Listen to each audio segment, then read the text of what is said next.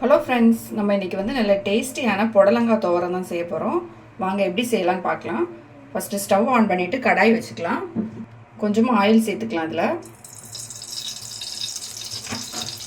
எண்ணெய் வந்து சூடான பிறகு கொஞ்சமாக கடுகு போட்டுக்கலாம். கடுகு வந்து பொரிஞ்ச உடனே கொஞ்சமாக கருவேப்பிலை போட்டுக்கலாம். கருவேப்பிலை சேர்த்த பிறகு ஒரு வெங்காயம் வந்து பொடியாக கட் பண்ணி வச்சுருக்கேன். அதை வந்து நம்ம போட்டுக்கலாம். நான் பெரிய வெங்காயம் தான் கட் பண்ணி வச்சுருக்கேன். இதை போட்டுட்டு லைட்டாக வந்து எல்லாத்தையும் மிக்ஸ் பண்ணி விட்டுடலாம். மிக்ஸ் பண்ண பிறகு புடலங்காய் பார்த்திங்கன்னா நான் இந்த மாதிரி சின்ன சின்னதாக கட் பண்ணி வச்சுருக்கேன். இதையும் நம்ம இது கூட போட்டுக்கலாம். புடலங்காய் சேர்த்த பிறகு எல்லாத்தையும் நல்லா மிக்ஸ் பண்ணி விட்டுடலாம். ஆயிலில் எல்லாம் சேர்த்து மிக்ஸ் பண்ண பிறகு கொஞ்சமாக வந்து உப்பு சேர்த்துக்கலாம்.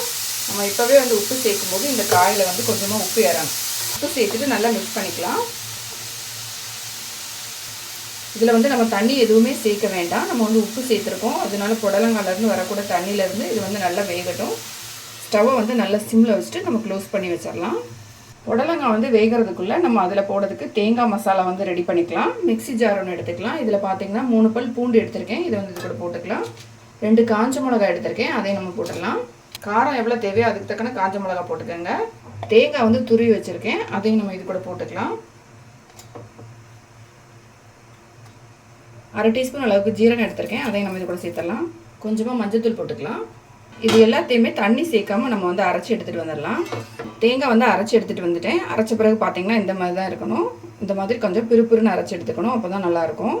நம்ம தேங்காய் வந்து அரைச்சி ரெடி பண்ணியாச்சு. இதை இப்போ வந்து ஓப்பன் பண்ணிவிட்டு ஒரு வாட்டி எல்லாத்தையும் மிக்ஸ் பண்ணி விட்டுடலாம்.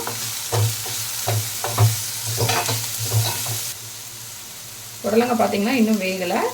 அதனால் நம்ம திருப்பியும் வந்து இதை க்ளோஸ் பண்ணி வச்சிடலாம். இதில் தண்ணி எதுவுமே நம்ம சேர்க்க வேண்டாம். இந்த ஆயிலே வந்து நல்லா வேகட்டும். அப்போ தான் டேஸ்ட் நல்லாயிருக்கும். இப்போ நம்ம வந்து ஓப்பன் பண்ணிடலாம். எல்லாத்தையும் நல்லா ஒரு வாட்டி மிக்ஸ் பண்ணி விட்டுக்கலாம்.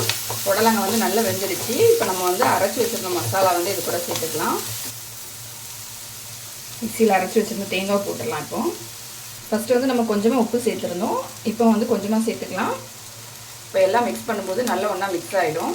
இப்போ எல்லாத்தையுமே வந்து இந்த புடலங்காய் கூட நல்லா மிக்ஸ் பண்ணி விட்டுடலாம். தேங்காய் வந்து அரைக்கும் போது கொஞ்சமாக அதிகமாக வச்சுக்கோங்க. தேங்காய் கொஞ்சம் அதிகமாக வைக்கும்போது டேஸ்ட்டு நல்லாயிருக்கும். இப்போ எல்லாத்தையும் நல்லா மிக்ஸ் பண்ணி விட்டாச்சு. இந்த மசாலாலாம் சேர்த்துருக்கிறதுனால இந்த தேங்காயோட பச்சை வாசனை வந்து போக முடியும். அதனால் நம்ம வந்து திருப்பியும் 1 நிமிஷம் வந்து க்ளோஸ் பண்ணி வச்சிடலாம். இப்போ நம்ம வந்து ஓப்பன் பண்ணிடலாம். ஓப்பன் பண்ணும்போதே பார்த்தீங்கன்னா வாசனை வந்து ரொம்ப நல்லாயிருக்கு. நம்ம டேஸ்டியான நம்மளோட புடலங்காய் துவரம் வந்து ரெடி ஆகிடுச்சு. ரொம்பவே ஈஸி இது பண்ணுறது. டேஸ்ட்டும் பார்த்திங்கன்னா ரொம்ப நல்லாயிருக்கும். நல்ல டேஸ்டியான புடலங்காய் துவரம் வந்து எப்படி செய்யலாம் அப்படிங்கிறத பார்த்தோம். இது வந்து ரொம்ப டேஸ்ட்டாக இருக்கும். கண்டிப்பாக ட்ரை பண்ணி பாருங்கள். இந்த வீடியோ உங்களுக்கு பிடிச்சிருந்தால் லைக் பண்ணுங்கள், ஷேர் பண்ணுங்கள். மறக்காமல் என்னோடய சேனலை சப்ஸ்கிரைப் பண்ணுங்கள்.